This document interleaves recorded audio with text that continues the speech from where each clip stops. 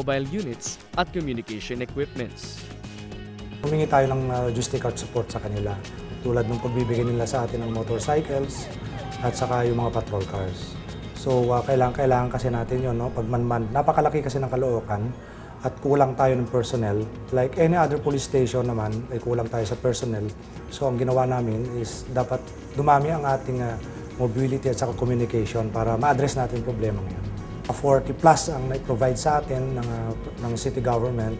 That includes yung pick-up, saka yung mga Vios vehicles namin, plus motorcycles. Hindi tayo makapag-survive on our own, kailangan talaga natin ang katulungan ng local government. At si Mayor Oyus na maganda naman kausap at well-supported naman tayo sa kanya. Dahil sa suportang ito ni Mayor Ricom, naging mabilis ang pagresolba sa krimen sa Caloocan. Kahit malalaking sindikato ay natitimbog ng mga pulis Caloocan. Kaya nagwagi ang Caloocan Police ng Best Police Station at Most Outstanding Responder Award. Nagbigay din ng mga patrol motorcycles at multicab si Mayor Ricom sa bawat barangay para sa peace and order operations. Bukod dyan, napaayos din ang daloy ng trapiko sa bawat sulok ng Caloocan sa pamamagitan ng mga dagdag na traffic lights, traffic signages, patrol motorcycles para sa traffic enforcers. Dahil yun ang naging programa ni Mayor na mawala ang traffic dito sa Caloocan. Dati kasi mga sasakyan dito, umiikot pa. Ngayon, binuksan yung circle, kaya yun ang naging dahilan para lumuwag ang daloy ng traffic rito. Dahil nais ni Mayor Ricom na ang bawat pamilya sa Caloocan ay mailagay sa ayos ang buhay at maiangat ang dignidad ng mga mahihirap, nagbigay siya ng trabaho sa mahigit na 38,000 unemployed. Malaking tulong talaga kasi katulad namin wala kaming mga trabaho ngayon, financial crisis.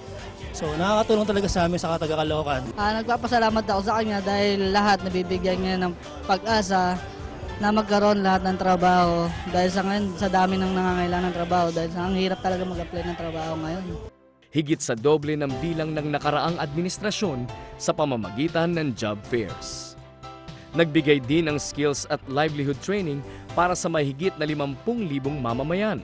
Binibigay kami ng allowance, hindi kami nagbabayad sa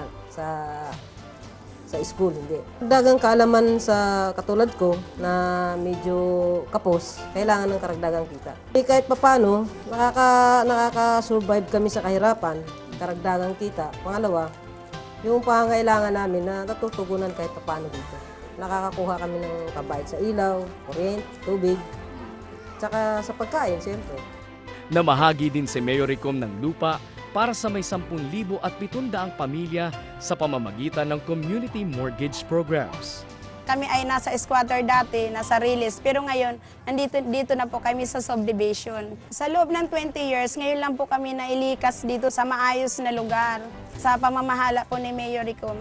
Kaya po ngayon nagpapasalamat po kami sa kanya dahil pinaglaban po kami ni Mayor Ricom Echeverry na maging NCD relocation ang aming paglilipatan.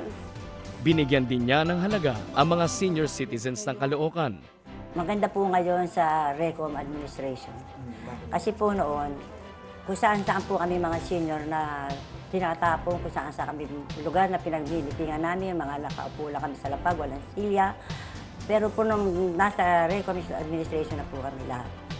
Inayos po kami ni Ricom, ni Mayor Ricom, binigyan po kami ng pagpapahalaga. Minahal po ng aming mayor po ng lungsod ang mga senior citizen po. Lahat po ng ikaliligaya namin ay binibigay po niya sa amin. Nagbigay ng senior citizens cards at medical and grocery discount booklets. Labis-labis po ang pasasalamat namin lahat dito kay Mayor Ricom. Kasi po napakaganda po ng pakita niya sa amin. Para po niya kaming mga magulang talaga. At siya naman po tinuring namin anak ng Caloocan. Yung abang lingkod, Mayor Ricom Echeverry, ay aking inahayag na ang mga magsikilong na ito ay legal na pong mag-asawa.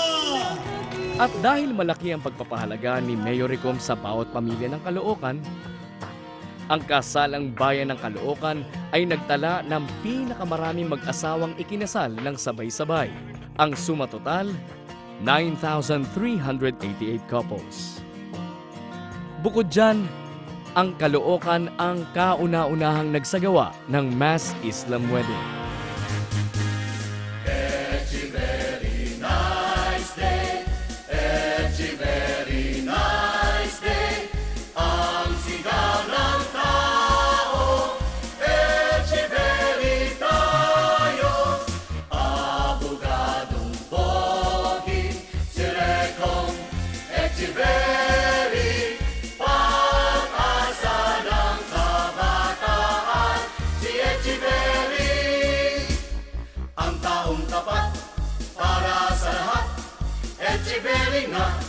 Tiyak nagaganap, kapayapaan at katarungan ang mga Echeverry para sa Caloocan.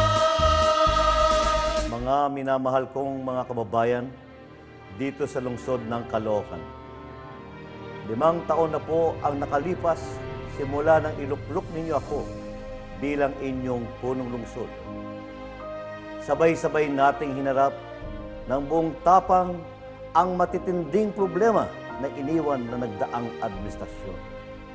Marumi, magulo, talamak ang krimen, prostitution at droga, bankrupt ang syudad, lubog sa utang at napag-iwanan ang lungsod sa mahabang panahon.